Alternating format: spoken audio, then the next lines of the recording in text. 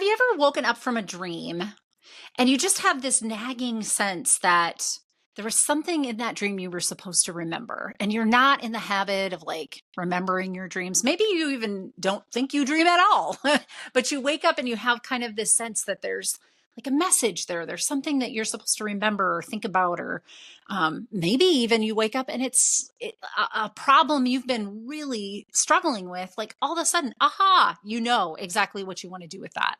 Those experiences are not unique. And in fact, there are dream coaches and dream analysts across the world that help people to really access the internal wisdom of those dreams. Well, today's guest, Debbie Spector Weisman, is also one of these dream life coaches. And I invited her on the podcast today to help illuminate for us what it is about this dream exploration. And she even talks today about dream incubation, which is really interesting.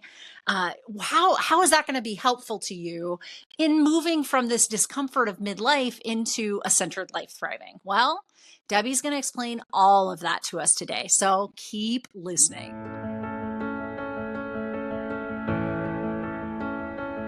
I know your deep, dark secret. You don't like your life. You're a woman in midlife, and for the past 2 decades or more, you've poured yourself in to other people. You've poured yourself into your career, your family, and yet on the inside, you feel broken. And that's no way to be. I'm Dr. Natalie Marr. I'm a clinical psychologist and a life transition expert. It wasn't too long ago that I was in your shoes, waking up in my early 40s, thinking I've got 2 failed marriages and I'm a single mom for the second time in my life. And I just knew that I could do better, that I could feel better. Fortunately for you, I have about 20 years experience clinically. And so I've created a method that will help you learn to love your story. I know that the story that you're telling yourself about your life feels awful. And I know that you think that you can't change that. I assure you, you can. And when we work together, I'm going to help you to craft a different story, a story that you love, a story that makes you want to get up every single day. Let's work together to help you love your story.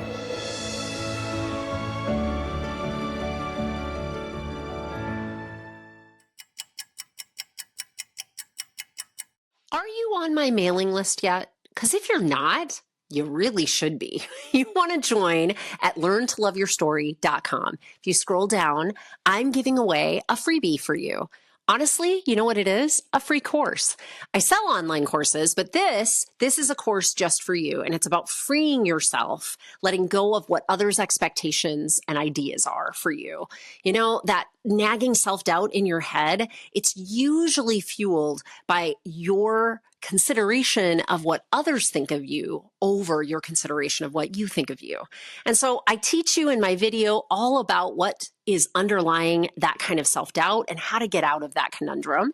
And I give you a workbook that goes with it that helps you to build the skill sets that you're going to need for that. So please make sure you're on my mailing list, because at the least, you're going to get a free gift. And at the most, you're going to hear about all the things that we're doing on Midlife Crisis to a Centered Life Thriving and learntoloveyourstory.com. And you don't want to be missing out on any of the new things that'll be coming your way.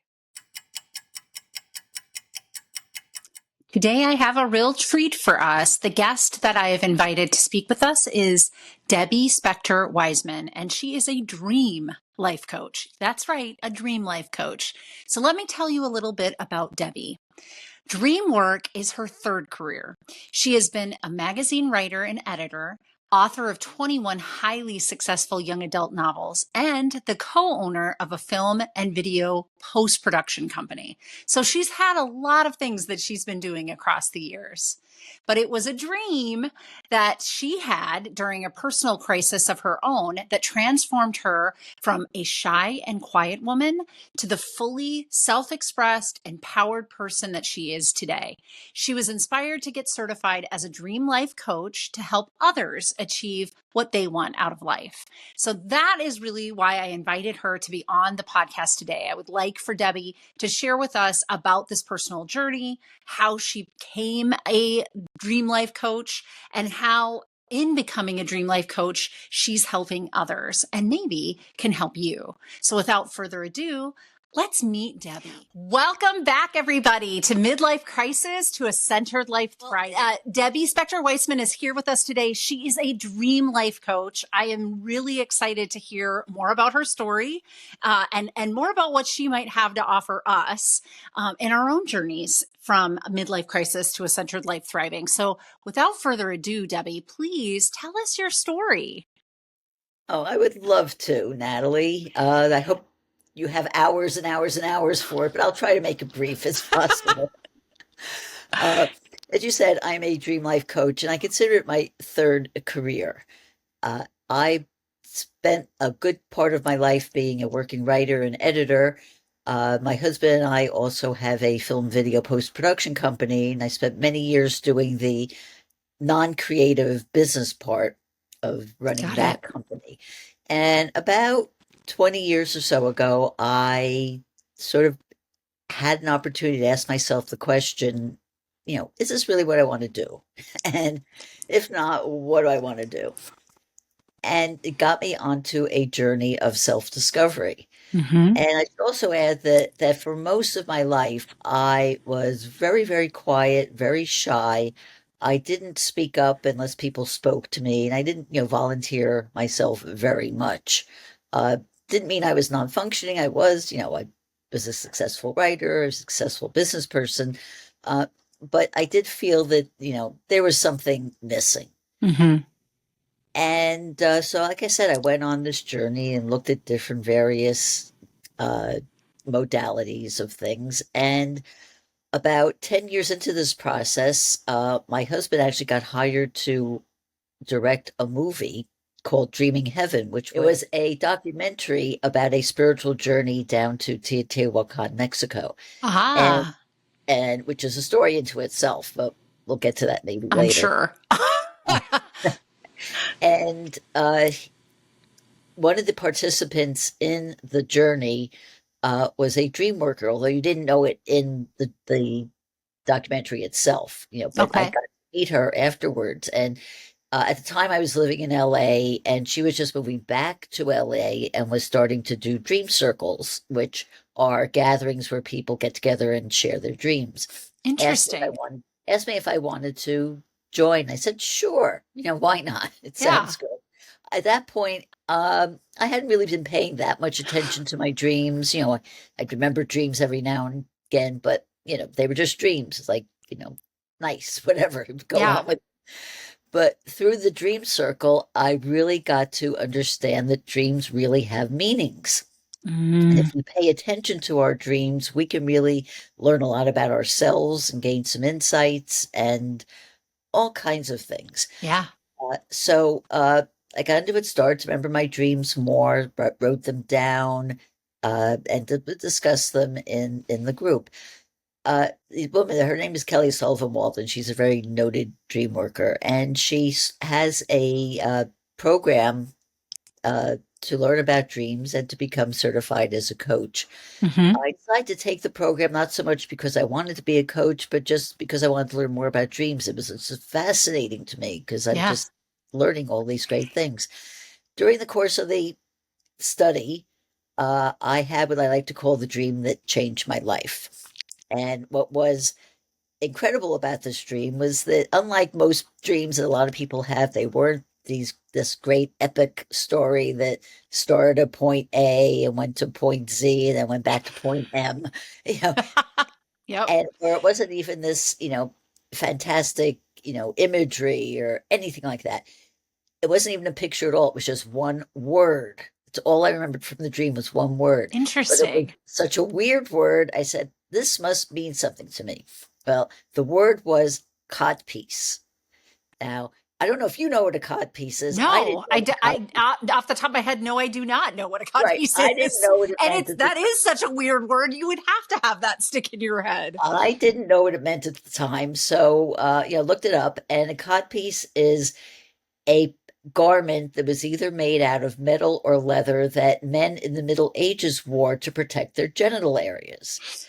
And in the Okay. more modern connotation of the word, it was also uh, a prop that a lot of heavy metal singers would also wear on stage. If you look at old Ozzy Osbourne videos, Yeah. you'll see he's got this thing in Then front of him. That's the name of that's called a codpiece. okay. Anyway, All right. so when you're trying to figure out what a dream means, you always ask yourself, well, how does this relate to me? Yeah. Well, how did the codpiece relate to me? I wasn't a man. I didn't have anything Yeah. like that. And, Exactly.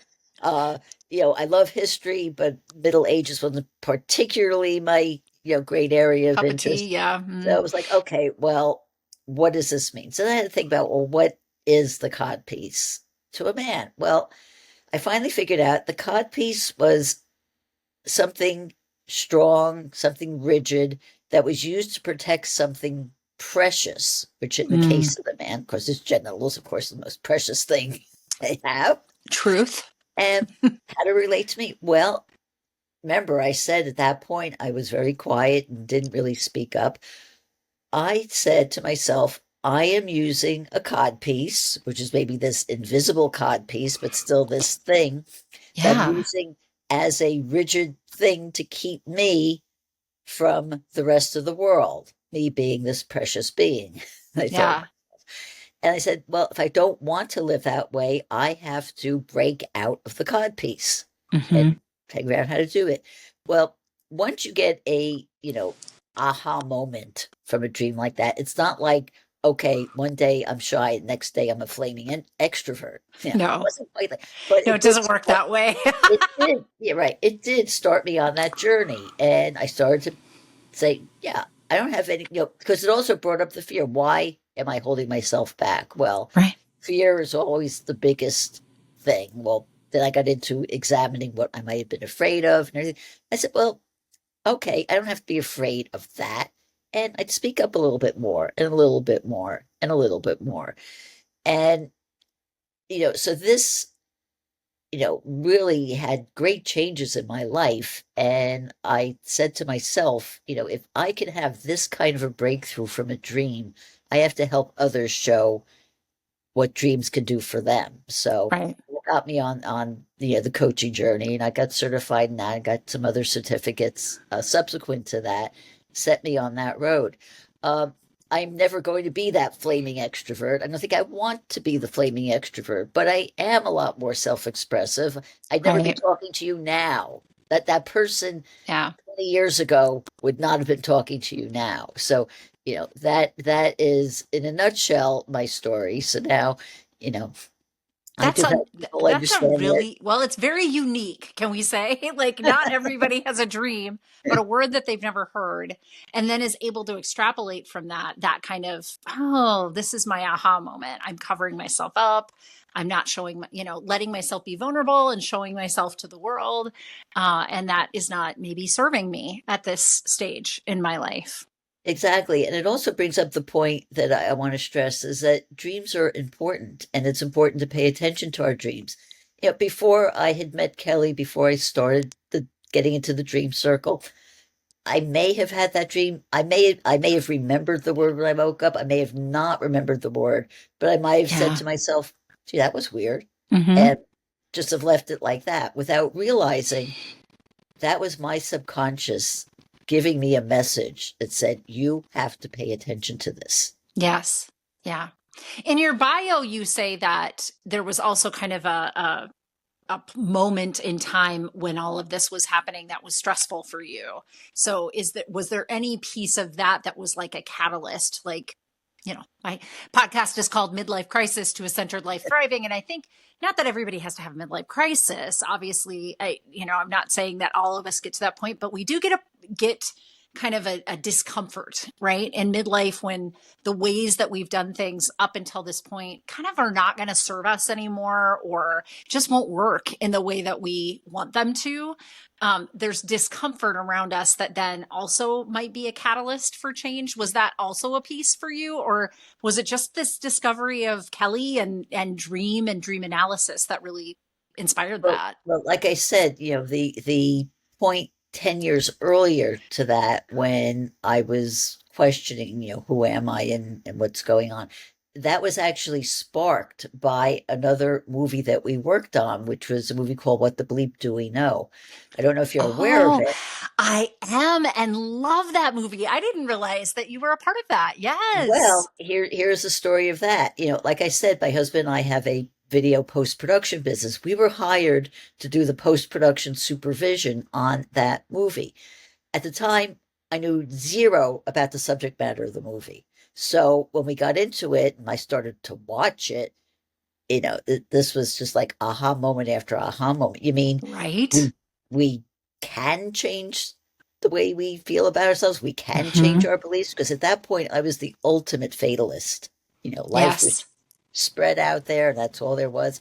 So that was, that's what got me on the journey to realize that things can be different. You know, Right. that, I have a power within myself I didn't realize I had. Yeah. And that It was what got me started. it was such an interesting documentary for like converging experts, right? Like quantum physicists and Candace Pert, who is now has passed, but she was in that as well in that documentary. And Oh I yeah, she's really love her wonderful. stuff about the molecules of emotion. And she just kind of brings emotion and the energetics of emotional feeling down to a biological underpinning, and then helps us understand like literally every cell in your body has receptor sites for this. So, why would your toe have a receptor site for excitement and joy and what, like it doesn't make any sense that this is only your brain and nervous system.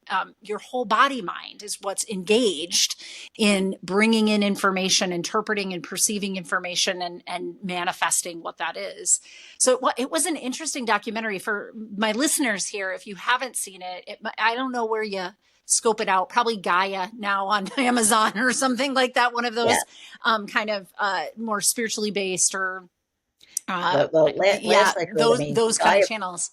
Gaia did buy it like 10 years ago. So Did they? I don't know Yeah, if it's still there. it's been a minute, and I know that there have been other documentaries like it, but it really is helpful in understanding that everything is energy, and so thought is energy, and the way that our mindset is an integral part of how we experience the world. So, as you just mentioned, like if you get into kind of that fatalist mindset, or even just a concrete mindset of like, my destiny is already here and there's nothing I can do to change anything. Like, so you look around and you see, things you don't like about your life. You're like, well, that's just how it's going to be.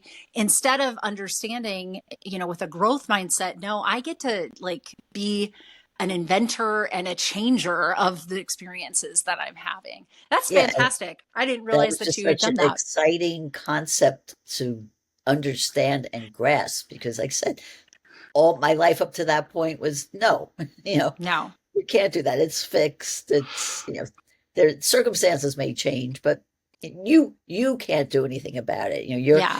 Yeah. It's letting life live you instead of you living your life. Exactly. I love that. Letting life live you instead of you living your Yeah. life. That it's very true though. We can just kind of, get stuck in those places for sure. So 10 years prior to becoming a dream coach or going into that, the crisis was like, oh, is this all they're going to be? And feeling fatalistic. You had some, synchronicities like being on that documentary or, being a participant in the production of that documentary. And then 10 years later, you kind of found your niche with the dream coaching. Tell us about dream coaching and what is it that you do, and what is it that maybe my listeners, here have never heard before that is something that they could seek out in coaching. Sure. Let me just do a little preface about dreams in general and get into it. Uh, because one of the questions that I always had, or the statements I always get whenever I tell people, help them understand their dreams, it's like, oh, I don't dream, or I don't remember my dreams. Well, scientific fact, we all dream anywhere from 3 to 9 dreams a night, depending on our sleep cycle. Mm-hmm. Uh, And the reason we probably don't remember our dreams, or most people don't, is because they don't believe the dreams are important. Yeah. Because if you don't, you're telling your subconscious, don't let me remember them. And if you have a dream that you may remember it and you don't write it down, you don't pay attention to it, you're training yourself. This isn't important. I don't need to pay attention to it. And that's kind of like, my theory about nightmares is that because we do dream all the time, our subconscious is sending us messages that if we're ignoring them, we're ignoring them. But if there's something really going on that we need to address, we'll get a nightmare because that's going to be so scary that we're going to remember it. And our subconscious is saying, you need to pay attention to this. Yeah. I'm giving you this nightmare so you'll remember it and pay attention to it. And even then, most people will just say, oh, this is scary, this is horrible, and not. But if you do pay attention to all your dreams, particularly your nightmares, if you pay attention to your nightmare, you're getting a valuable piece of information and insight that can really either solve a pressing problem that you have going on with you or giving you a very important insight into your own behavior or your own beliefs that need to be addressed at that point. Yeah.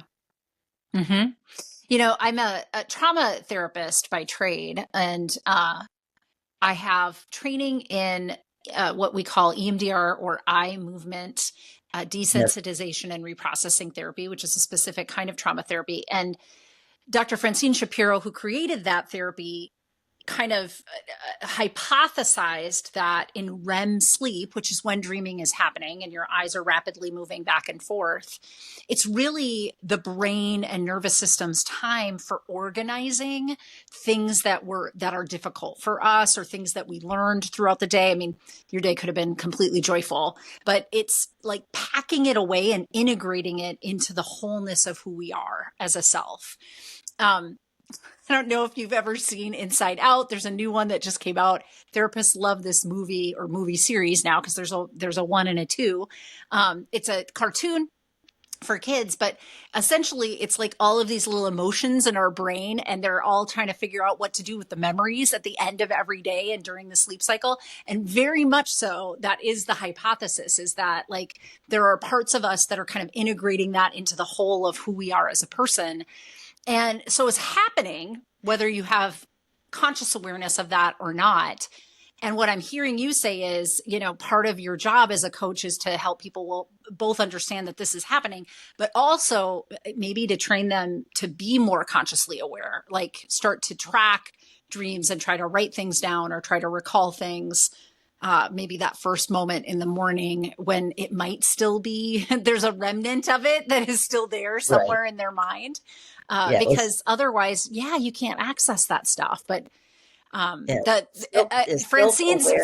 hypothesis says that it gets interrupted when there's trauma. So then it doesn't get integrated into ourself as a whole. And that's why EMDR therapy kind of replicates that in the therapy room, since REM sleep didn't do it for you. But I think all of us kind of just are on autopilot with what's going on in this really miraculous organ in our head, and in our body mind. Yeah. Well, dreams, there's so many different ways we can use our dreams. Yes, problem solving is a very critical one, and I help people who, they usually come to you because there's some issue. It's absolutely, you're having a wonderful life. You don't need a coach. But usually, or some incident, maybe some incident has come up that needs to be addressed. And so problem solving is key, but there are so many other ways we can use our dreams. I use dreams a lot for creativity. And, there's so many stories of, writers and musicians and artists who have used their dreams for their own creative output. Go through history. And not just that, but scientists, Albert Einstein came up with the theory of relativity. There's a spark of it in a dream. There's through history, there's just so many instances of dreams that have made a difference in humanity. because people have paid attention to them. So I like to use dreams for, my own creativity. I do some writing, and, if I'm stuck on an idea, I'll come up with it. People use dreams for healing. I know a lot of people who have uncovered, illnesses, or that, the thought that they had the illness came up in the dream. And of course, it was confirmed by,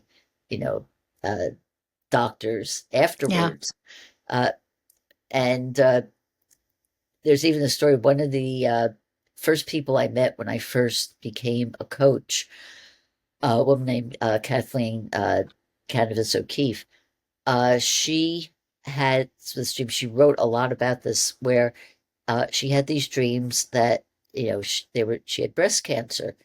And she went to the doctors, and, they did mammographies, they did MRIs, they did all the scientific tests, and didn't see anything. And she left, but then had continued to have the dreams where the dreams were insisting, no, no, no, you have to go back and you have to tell them you want exploratory surgery. And she did that. And of course, doctors like, oh, you're kidding, I can't do that. That's like bordering on being unethical to just cut a person. Yeah. But she was so insistent that, the doctor agreed, and sure enough, they found cancer. Wow. It was, undetectable in any other way, but she found it in her dream. But she's not the only one who has had stories like this. There are other people who've also uncovered it, and then you get into premonition dreams where, the classic stories, and this hasn't happened to me, but I've heard about these where, people dream about having a car accident, and they remember the specifics of it, like, oh, it was a red fire engine that went through, a red light. And 2 weeks later, they're in an intersection and they see this red fire engine. And because they remembered the dream, they stopped, even though they had the right of way. Yeah. And prevented the accident from happening. So crazy. That is remarkable when you think about that. That is just remarkable. It is. And then you get into lucid dreaming, which is a whole subject in and of itself, where that lucid dreaming is when you realize you are dreaming while you're in the dream. And there's some debate about how much you can control what happens in a lucid dream, but you can do things in a lucid dream that you can't do in your regular life. Right. The number one thing that people do in lucid dreams is fly. Yes. Go flying, because you can do it, or go through walls and do amazing things. The second most popular thing that people do in lucid dreams is have sex. Oh. Maybe have sex with people they would never have sex with in real life, but they could do it in your dreams, and it's as equally satisfying as it is, if you were doing it in your waking life. And then there are people who, astral project and go to all kinds of places. And I think the podcast that's on my latest podcast, I interviewed a woman who goes astral dreaming every night. Wow. Goes to all kinds of fantastic places. And she's an artist and uses these images in her art. That's amazing. Yeah. So, and you do have a podcast, and is that usually who you're interviewing, is just individuals that are going to talk about their dreams, and then you help kind of coach them on the podcast, or just you're exploring it? No, the podcast is where I interview experts, and it's really all areas of empowerment. I do a lot of shows about dreams, but they're not all about dreams. I'll do other kinds of things, from meditation to Reiki to mindset, all kinds of different things where I talk to experts about them. Originally, I was going to do a show where I talked about dreams. I could not, or talk about people's dreams specifically. Couldn't get enough people to get. I know. It's hard to be vulnerable, right? I mean, let's go back to your codpiece. I think a lot of us have some version of that. And so I've tried myself to have individuals that want to have some coaching done, just do it here on the podcast and benefit all my listenership. But it's a vulnerable thing to do that. So you can't always get enough volunteers to make a It is. podcast out of that. It's one thing to do it when you're in a private coaching session. It's another to do it when Yes, you're speaking to, thousands of people out there who may be exactly. hearing you. Exactly. So what I'm hearing, and you correct me if I'm off base here, what I'm hearing is that one of the things that dream coaching can help with is to bring more self-awareness to the individual. You're accessing information that's there for your taking, but you might not have the skill sets yet to be able to access that information. And that information can be a version of internalized wisdom. It was in your case with the codpiece. It seems like, even in some of those examples, that things that came up when we focused, or when you were helping someone focus in on their dreams, really is an internalized intuition of what's best next. Very much so. And, I help when I work with people, I help them remember their dreams. If they're not remembering their dreams already, you can learn how to do it. Because it Yes, you is can. literally training your brain. And Mm-hmm. there's some techniques that work to do that. And then the most important thing is to start keeping a dream journal, writing down your dreams. And even if you don't remember your dreams, just write down, the first thing when you wake up, because that's always going to give you insight. And the more you do that, the more you'll start to see some patterns develop. Yeah. Yeah. Even if you're not just looking at one particular dream, over the course of times you might see, well, that there's a lot of relatability between the Yeah. dreams. That's going to give you a lot of insight. Uh, Mm-hmm.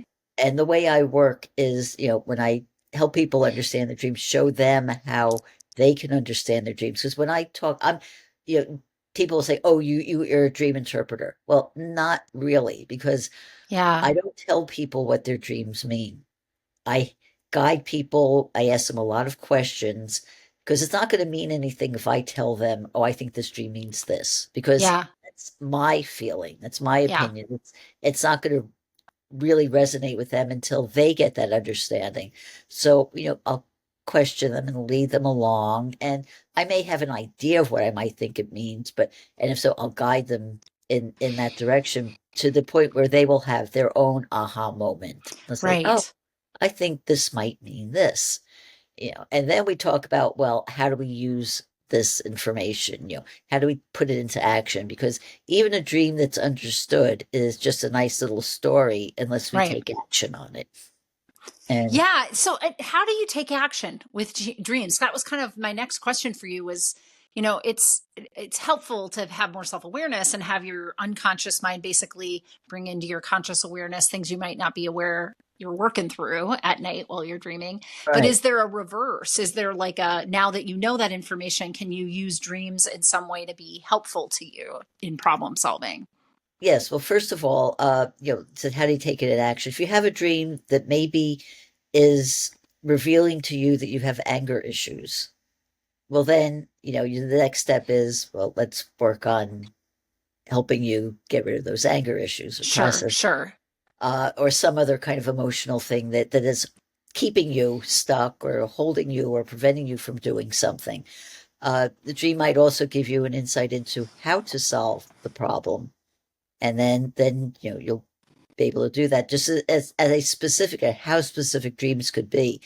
A couple of months ago, my husband and I were having an issue with one of our clients, and we were both kind of stuck on, what's the best way to approach this and how to deal with this.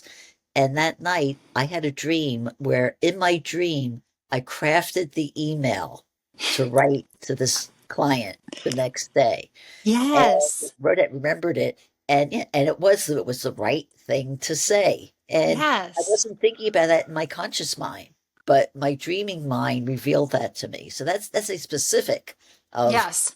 a practical thing that a dream will do. Uh, but the other way to use dreams, and this is also something that's really kind of fun and exciting too, is a process called dream incubation. And this is pretty much where you program yourself to use the dream to deal with something you're dealing with. Let's say, for example, you're wondering, should I quit my job?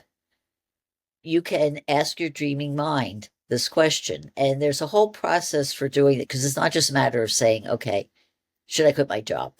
No, what you do is, before you have the dream, you spend some time meditating on this. So you ask, well, what would happen? Why, what are the benefits? What are the downfalls? Why should this be something I want to do at this time? You journal about it and write about it. And then right before you go to bed, you synthesize your question into a one sentence question. And maybe it's as simple as, should I quit my job? Write it down. I like to put it under my pillow. Okay. There are other people who do this, who actually create what they call like a dream box. And it's a little box they put next to their bed, and they decorate it so it's a very, special thing. And they'll put the question in that box. And Got it. And then right before you fall asleep, you repeat that question to yourself, as you're there, just, closing your eyes, trying to get to sleep. You repeat that question. If you're a pretty active dreamer, chances are you'll get a response that night. If you're not, it may take a night or two, but you'll get an insight. You'll get a dream that's going to give you an insight into that. And it may not be a yes or no, but it might be a dream where the understanding of the dream is going to give you that yes or no answer. Right. So, and you can use that with all kinds of, situations that may come up for you. So, I mean, that's what I love about dreams, because I'm a practical person. And so I use dreams in a very practical way. I'm not that person who does the astral traveling, because it really, it hasn't interested me to that point. Maybe someday it will, but, everybody can use dreams in the way that works best for them. Right. Well, that's what I was curious about. I mean, I've heard things like that you can kind of ask in your dreaming mind to figure that out. And it matches that, scientific hypothesis I was talking about earlier by Dr. Francine Shapiro, that is kind of a function of REM sleep, is to make sense of the things that don't make sense to us, or that we haven't logically and rationally been able to fix in our waking hours, that our sleep hours might tap into all parts of ourselves and other memories and other ways of thinking about things that we're just not accessing during our waking hours, and then make sense of it. Like, oh, this is how you should write that email. This is why you should not take this job, or, definitely you should be leaving this job, or whatever it is that you're asking about. So that's neat. That's really neat. Yeah. And then, there are people who will use their dreams to access, their spiritual healers or their guides. And they may have guides that go back, generations. They may have guides that have come from other planets. And the guides will give them insights and wisdom that they don't get in their waking hours. So there is accessing internalized wisdom, and possibly accessing some sort of collective wisdom outside of yourself as well, through these processes of examining your dreams. Yes. Yeah. And like I said, there's so many different ways that we can use dreams, which is why it's fascinating. And I'm continually learning more and more about it as I go along also. Yeah. Well, isn't that the joy, though, of doing what we do? Is just you're ever evolving. You're not staying static in any way, shape, or form. Oh, absolutely. I mean, even in the area of lucid dreaming, when I was first studying, we were talking about the percentage was 5% of people have lucid dreams, and then the pandemic happened, and all of a sudden dreaming became another big topic, because people were not relying on alarm clocks. So they were having a natural sleep, and then could actually remember dreams that maybe they wouldn't remember if their alarm woke them up. Right. And, and then the whole idea of, lucid dreaming became a very popular topic. Right. And the reason why it was at 5% was that was the idea that was people who had lucid dreams naturally, Gotcha. maybe 5% of it. When I first became a coach, one of my first clients was somebody who was a lucid dreamer, and she was doing it since childhood. It was like, her idea was, doesn't everybody do this? Yeah. It was like, no, it No, doesn't. not everybody does Yeah. this. But you Yeah. wouldn't know. I mean, you don't know if that's your experience. You're like, yeah, maybe everybody does this. And then you learn, no, not everybody knows they're dreaming while they're dreaming.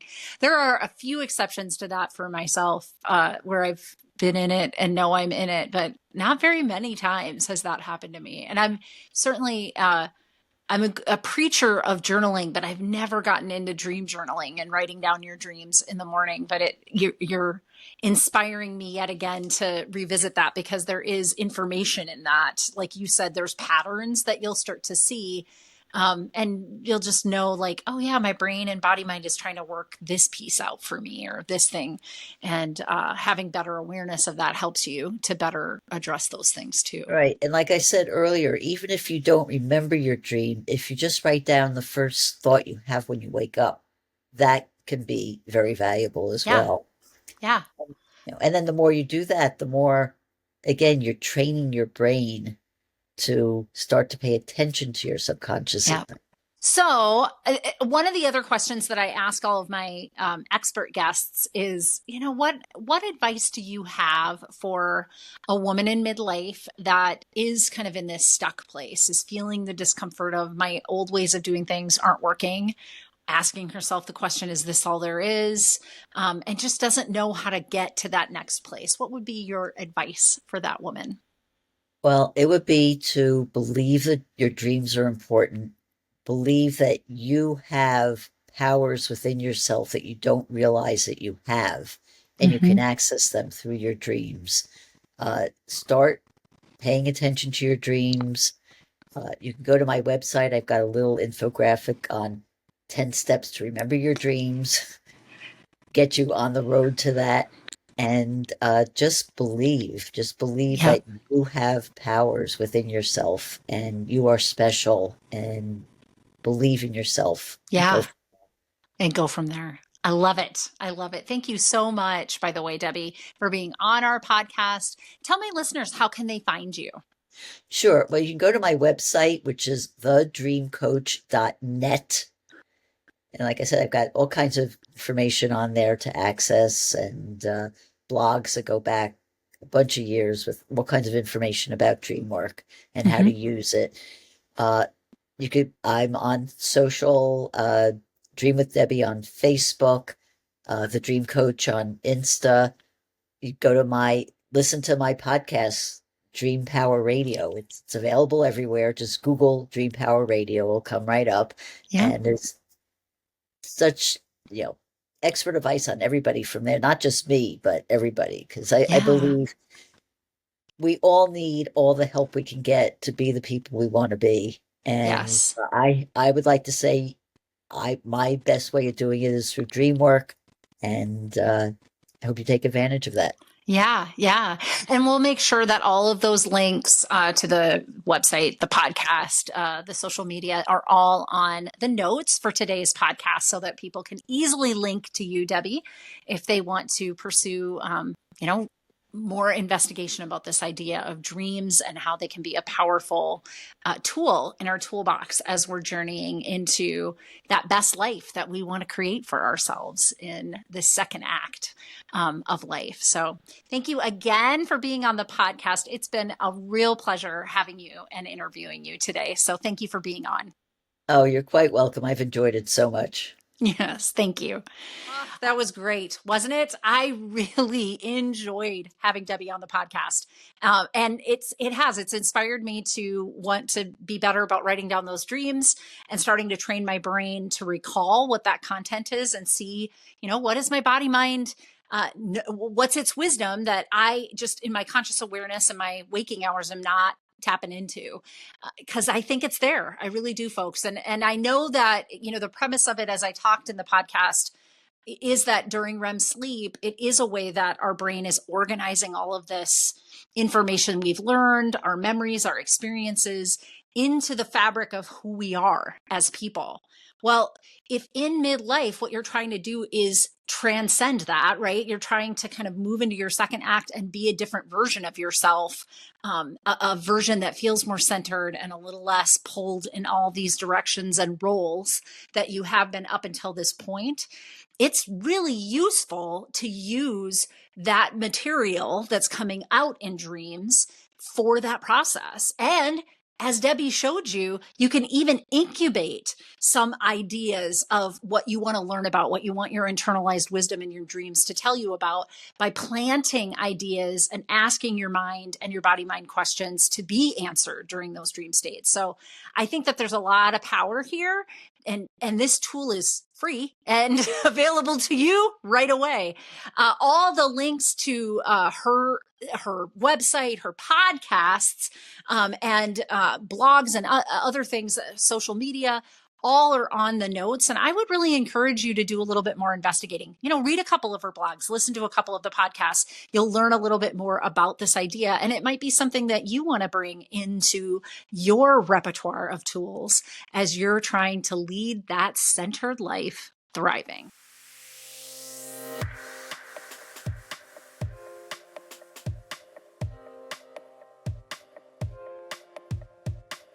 Because I am a licensed clinical psychologist in the state of Minnesota, I have to make sure at the end of each of these episodes that I give you the disclaimer that none of the material that I talk about in these podcasts is meant to replace any kind of therapy or formal medical or mental health treatment. And in fact, anything that I offer on my website, my coaching programs, any kind of psychoeducational materials that I release are not a replacement for that level of care.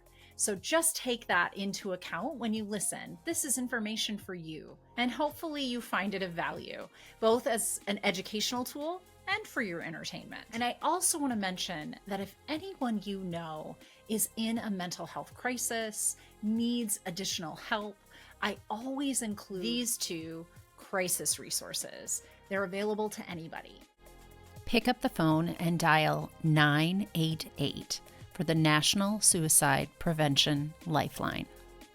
And you can always visit their website at suicidepreventionlifeline.org. Additionally, there's actually a crisis text line. So if you're not somebody that likes to pick up the phone, text HOME, home, to 741-741 to the crisis text line. And you can find them online at crisistextline.org. Thank you for listening to my podcast, and I hope that you like and follow me wherever you get your podcasts, and maybe consider leaving me a review. It always helps me to keep this podcast relevant when I know what you want to hear about.